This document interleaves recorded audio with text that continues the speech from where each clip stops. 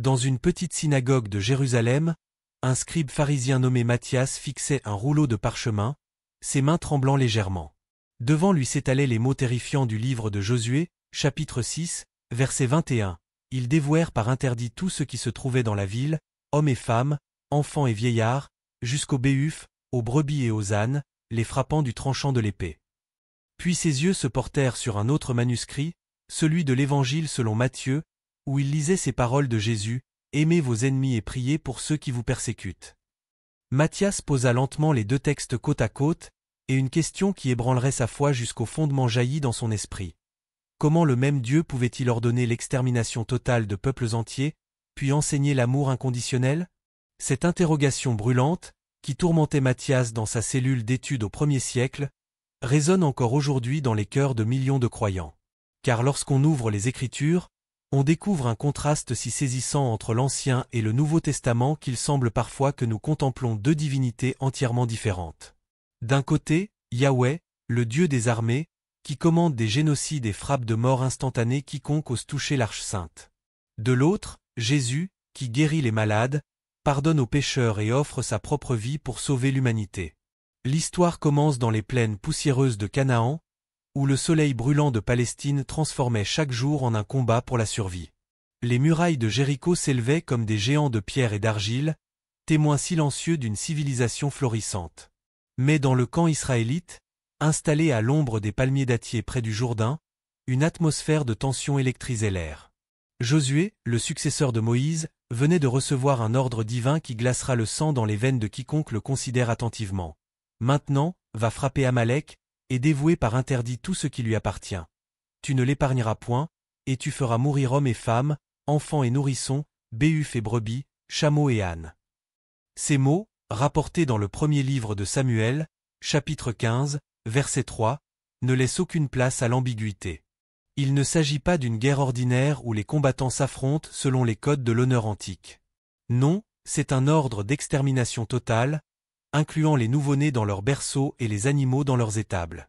L'hébreu utilise le terme érem, qui signifie littéralement voué à la destruction complète. Aucune pitié, aucune exception, aucune miséricorde. Imaginez la scène, des soldats israélites, le visage durci par des années d'errance dans le désert, pénètrent dans les maisons cananéennes. L'odeur du sang se mêle à celle de l'encens brûlant encore dans les sanctuaires domestiques. Les cris des enfants se taisent un à un, étouffés par le tranchant impitoyable des épées de bronze. Les femmes qui tentent de protéger leurs nourrissons sont abattues sans distinction. Même les animaux, ces créatures innocentes qui ne peuvent concevoir la notion de péché, sont massacrés selon l'ordre divin. Cette réalité biblique, consignée noir sur blanc dans les Écritures, a toujours troublé les esprits sensibles. Car comment réconcilier cette violence divine avec l'image d'un Dieu d'amour? Dans le livre de Josué, chapitre 6, nous lisons que lors de la prise de Jéricho, les Israélites dévouèrent par interdit tout ce qui se trouvait dans la ville, hommes et femmes, enfants et vieillards, jusqu'aux béhufs, aux brebis et aux ânes. Le texte hébreu emploie une construction grammaticale qui insiste sur l'exhaustivité de cette destruction. Pas un seul être vivant ne devait survivre, hormis Rahab la prostituée et sa famille, sauvés grâce à leur aide aux espions israélites. Mais l'Ancien Testament ne s'arrête pas à ces conquêtes militaires. Il révèle un Dieu dont la colère s'embrase pour des infractions qui nous paraissent aujourd'hui mineures. Lorsqu'Usa étend instinctivement la main pour empêcher l'arche de l'Alliance de tomber du chariot qui la transportait, comme nous le rapporte le deuxième livre de Samuel, chapitre 6, versets 6 et 7, la colère de l'Éternel s'enflamma contre Usa, et Dieu le frappa sur place à cause de sa faute. Usa mourut là, près de l'arche de Dieu. Un geste de protection instinctive, motivé par le respect pour l'objet sacré, devient motif de mort instantanée.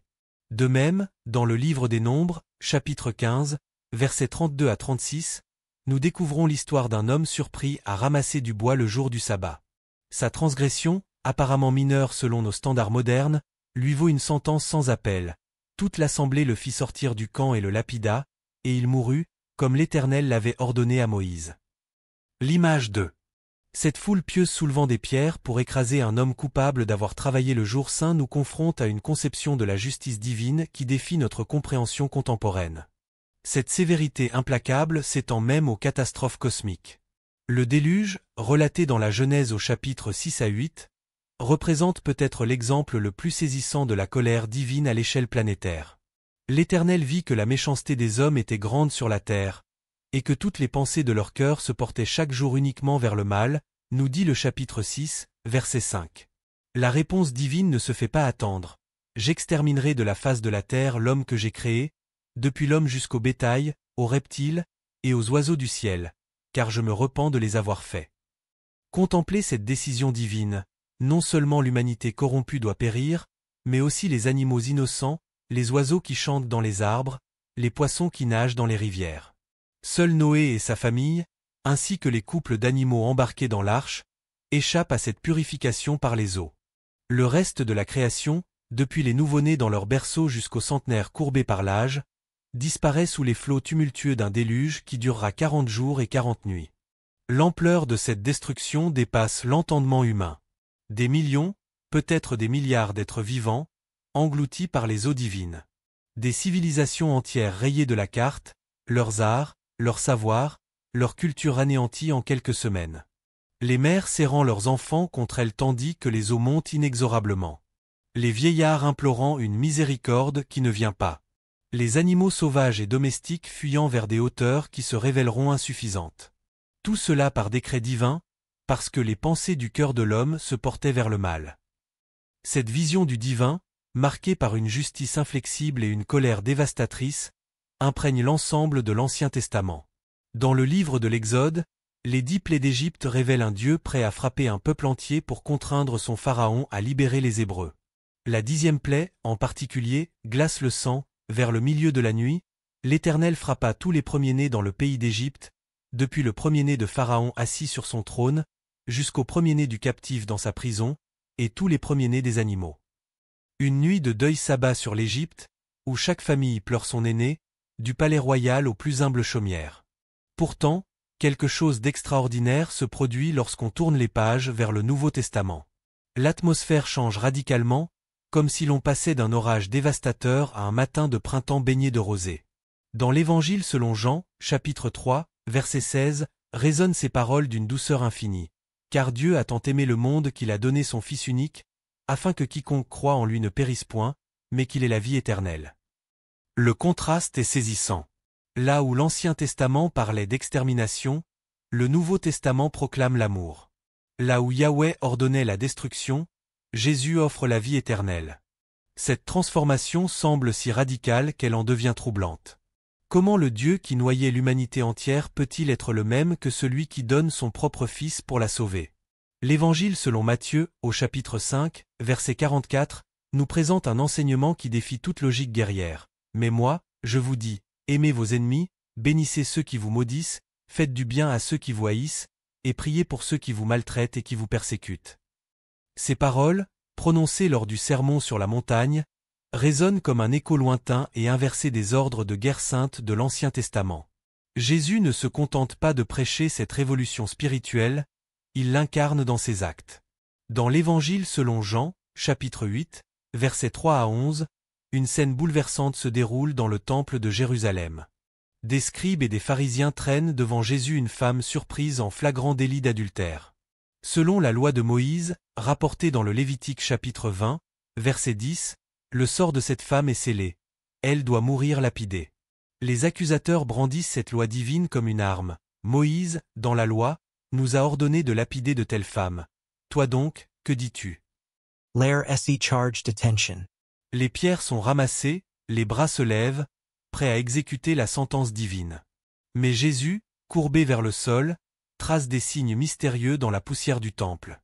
Puis il se redresse et prononce ces mots qui bouleversent l'ordre établi, « Que celui de vous qui est sans péché jette le premier la pierre contre elle. » Un à un, les accusateurs laissent tomber leur pierre et s'éloignent, depuis les plus âgés jusqu'aux derniers. Seuls restent Jésus et la femme. Femme, où sont ceux qui t'accusaient? Personne ne t'a-t-il condamné? Demande Jésus. Personne, Seigneur, répond-elle. Je ne te condamne pas non plus, va, et ne pêche plus. En quelques mots, Jésus renverse complètement la logique de l'Ancien Testament. Là où la loi mosaïque exigeait la mort, Jésus offre le pardon.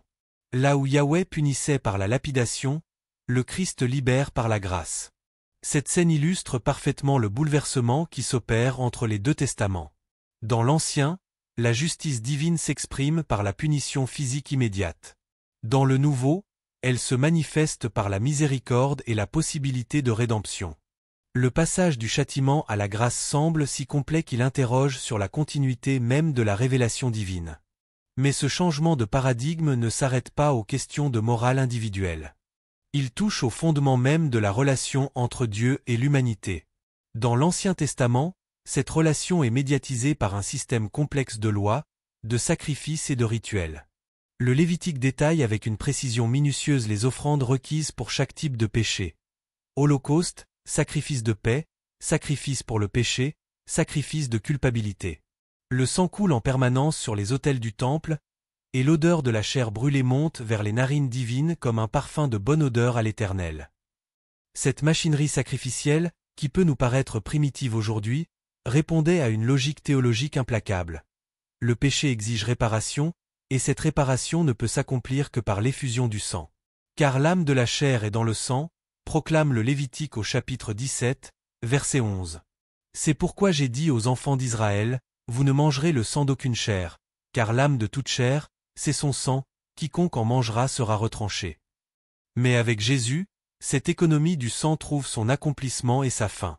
L'Épître aux Hébreux, chapitre 9, verset 12, l'explique avec une clarté saisissante. Et il est entré une fois pour toutes dans le lieu très saint, non avec le sang des boucs et des veaux, mais avec son propre sang, ayant obtenu une rédemption éternelle.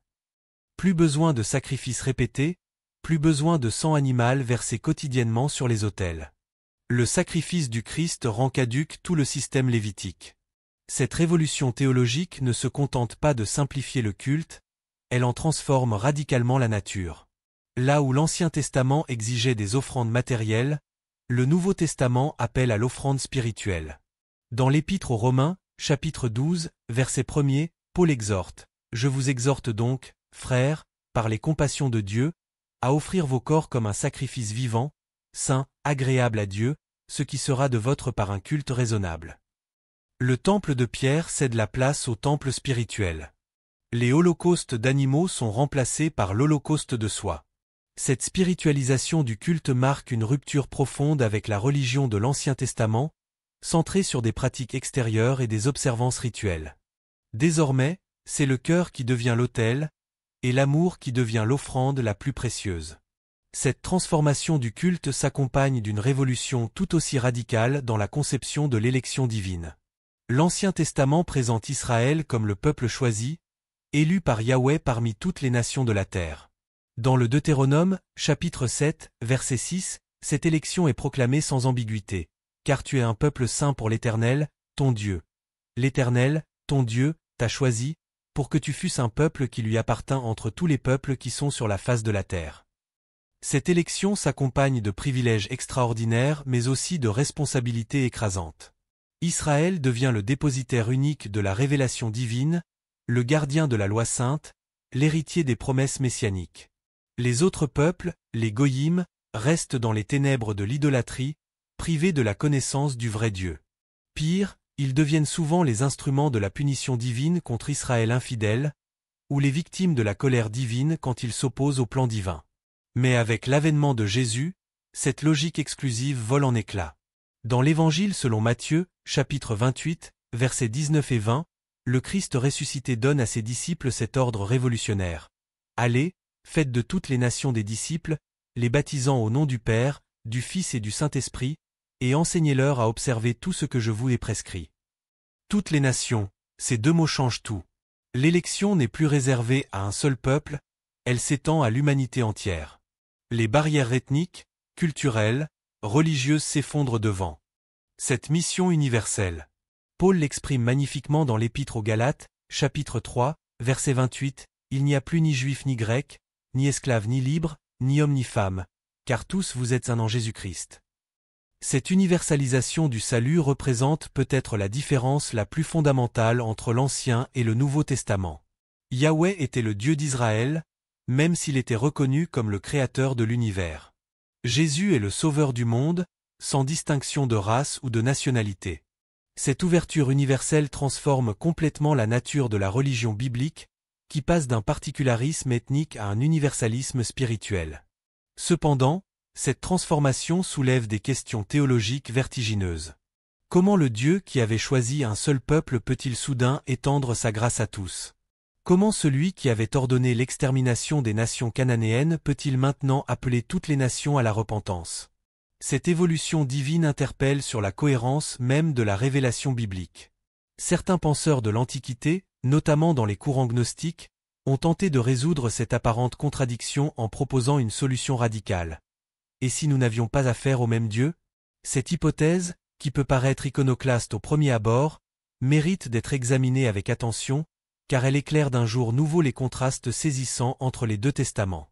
Pour les gnostiques, Yahweh n'était pas le Dieu suprême, mais un être inférieur qu'ils appelaient le démiurge.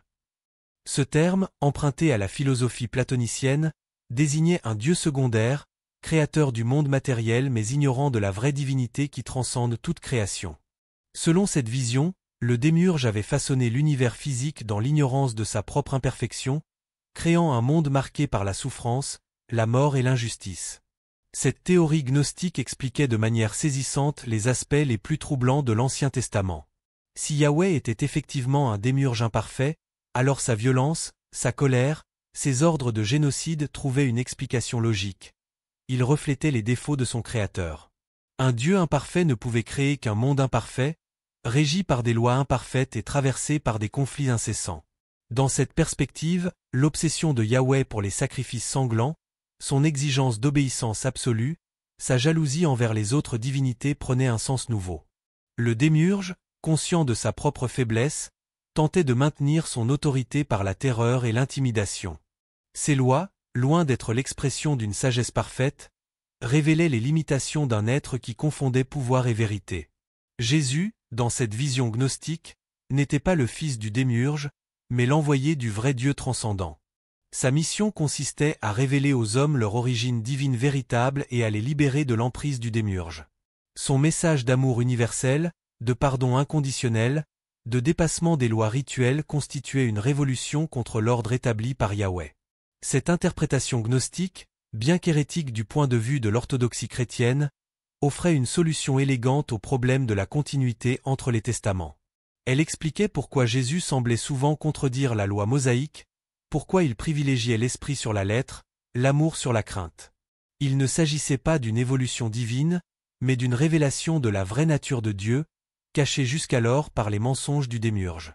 Bien sûr, cette vision gnostique fut rapidement condamnée par l'Église primitive, qui affirma avec force l'unité fondamentale entre l'Ancien et le Nouveau Testament. Les pères de l'Église développèrent une théologie de l'accomplissement, selon laquelle Jésus ne venait pas abolir la loi mais la parfaire. Cette position orthodoxe maintient que le même Dieu s'est révélé de manière progressive, adaptant sa pédagogie aux capacités de réception de l'humanité. Selon cette vision traditionnelle, la sévérité de l'Ancien Testament était nécessaire pour former un peuple rebelle et établir les bases morales de la civilisation. Une fois ces fondements posés, Dieu pouvait révéler pleinement sa nature d'amour à travers l'incarnation de son Fils. Cette interprétation préserve l'unité divine tout en reconnaissant la progression pédagogique de la révélation. Pourtant, même dans cette perspective orthodoxe, certains aspects de l'Ancien Testament restent troublants. Comment expliquer que le Dieu d'amour révélé en Jésus ait pu ordonner l'extermination d'enfants innocents? Comment comprendre que celui qui enseigne le pardon des ennemis ait pu commander leur anéantissement total? Ces questions continuent de hanter la théologie chrétienne et d'alimenter des débats passionnés. Une autre approche consiste à distinguer entre la révélation divine authentique et l'interprétation humaine de cette révélation. Selon cette perspective, Dieu s'est toujours révélé comme amour, mais les hommes de l'Antiquité, marqués par leur contexte culturel violent, ont parfois projeté leurs propres limitations sur l'image divine. Les ordres de guerre sainte reflèteraient davantage la mentalité guerrière de l'époque que la volonté véritable de Dieu.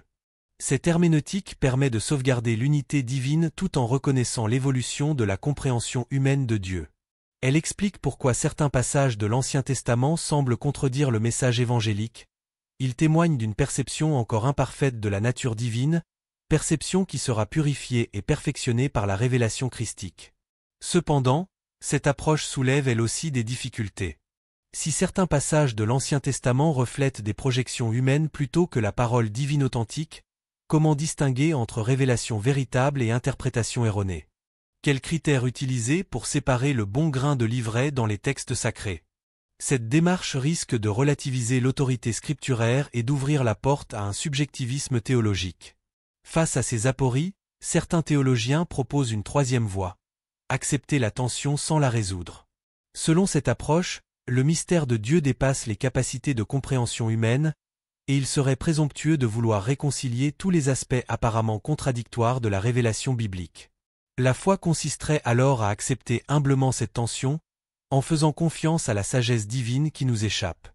Cette position a le mérite de préserver l'intégrité du texte biblique sans forcer des harmonisations artificielles. Elle reconnaît la finitude de l'intelligence humaine face au mystère divin et cultive une attitude d'humilité théologique.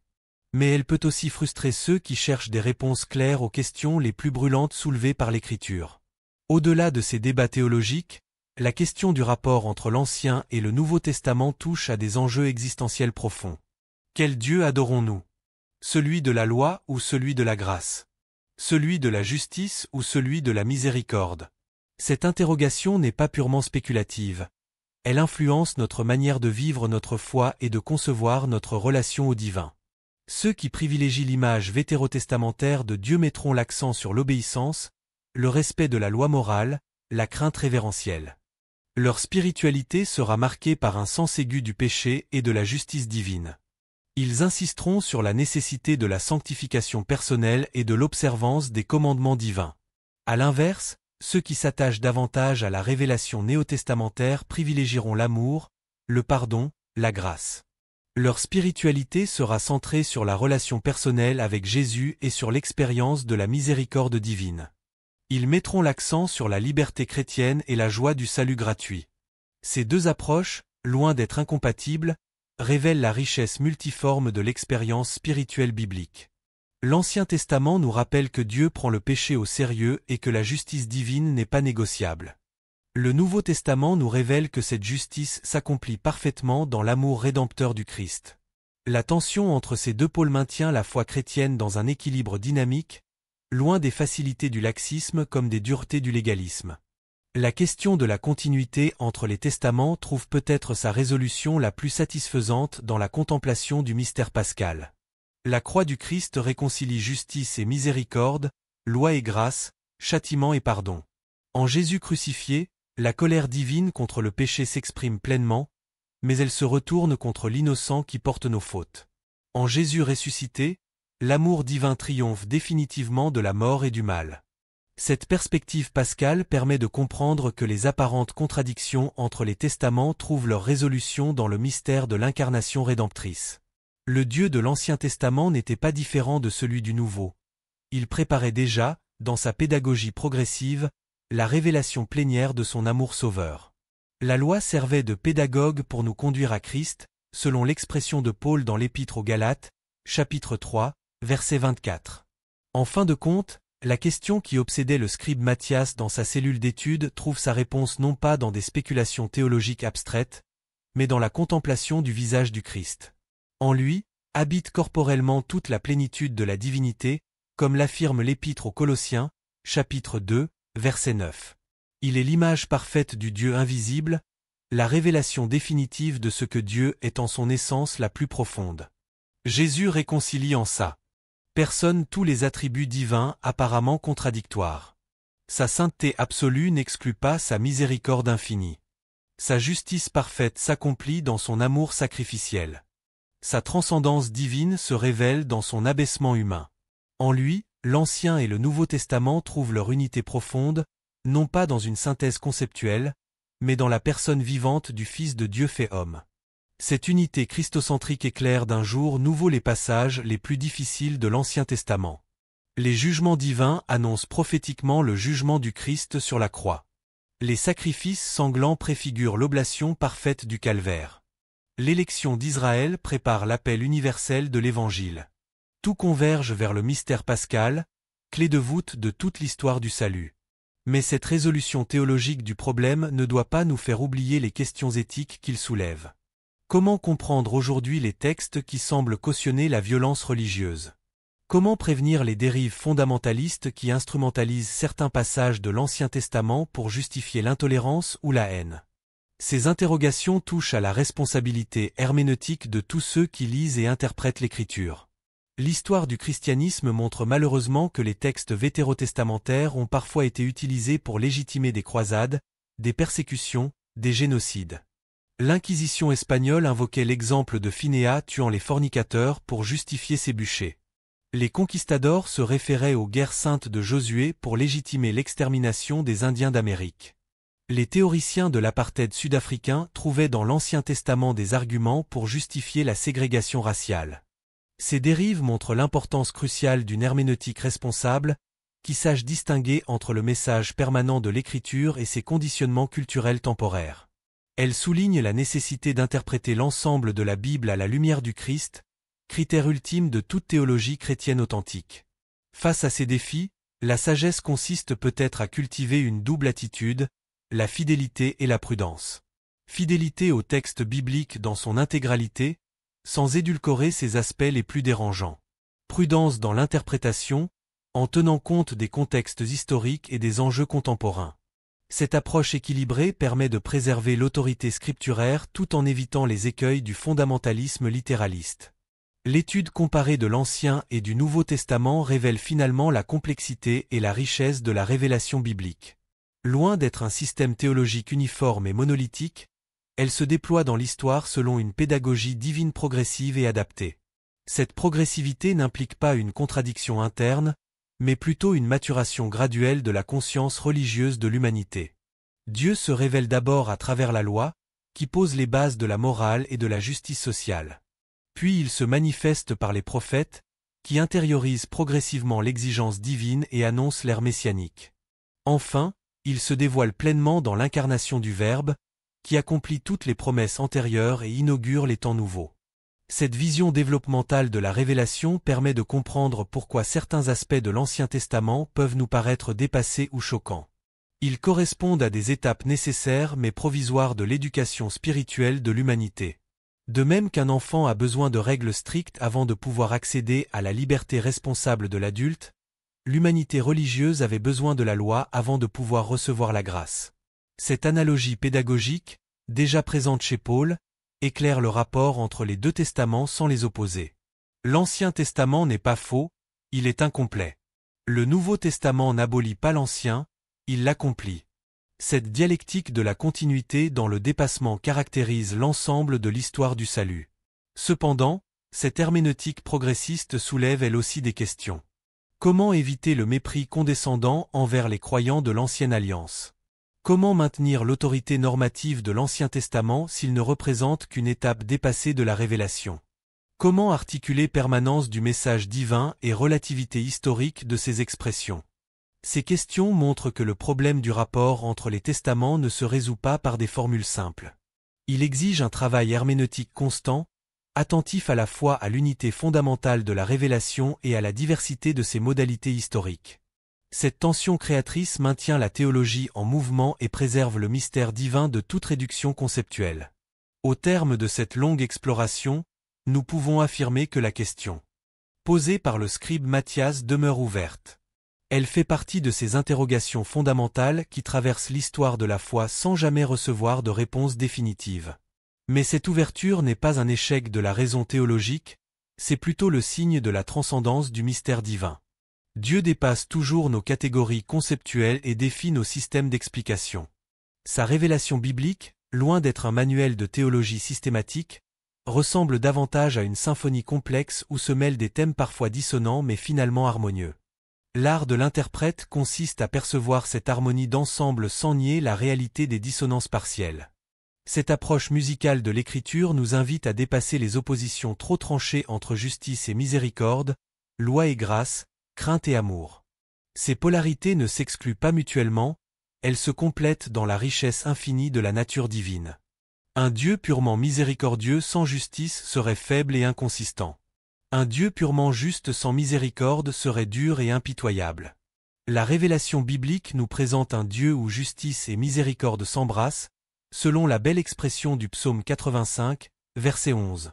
Cette synthèse divine trouve son expression parfaite dans la personne du Christ, où l'amour de Dieu se révèle justement parce qu'il assume pleinement les exigences de sa justice. La croix n'est pas le triomphe de la miséricorde sur la justice, ni celui de la justice sur la miséricorde, mais leur réconciliation parfaite dans le sacrifice rédempteur. En contemplant ce mystère pascal, nous comprenons que les contrastes apparents entre l'Ancien et le Nouveau Testament ne sont que les faces différentes d'un même diamant divin. Chaque facette révèle un aspect de la vérité totale, mais aucune ne l'épuise complètement.